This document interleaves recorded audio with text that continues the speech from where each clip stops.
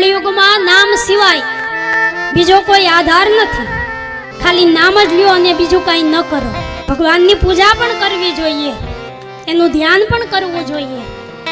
અને જ્યારે જ્યારે અવસર મળે એવો સમય આવે ત્યારે એમના યજ્ઞો પણ થવા જોઈએ. પણ આ બધું કર્યા પછી પણ કળિયુગ એ નામનો યુગ છે. એટલે જેટલું પણ લેવાય ને, હાલતા ચાલતા હરતા ફરતા હુતા બેહતા, જેટલું લેવાય એટલું ભગવાનના નામનું તમે કળિયુગમાં સ્મરણ કરો.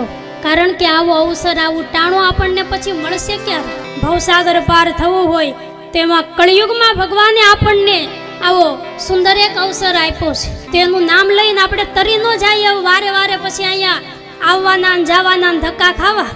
એના કરતાં ભગવાને આવો સારો અવસર દીધો છે. ફરી પાછા આપણે માણસ બનીને અહીંયા આવીએ કે ન આવીએ કાંઈ ખબર, કોઈ ગેરંટી. એટલે ભગવાને આપણને અવસર દીધો છે અને કળિયુગ છે એટલે લેવાય ને એટલું એનું નામ લઈ લ્યો તમે.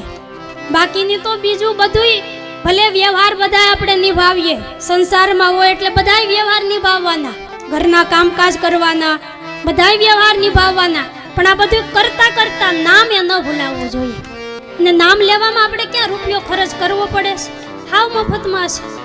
અને જેણે જેણે જગતમાં નામ લીધા ને એના બધાયના ઉદ્ધાર થયા છે.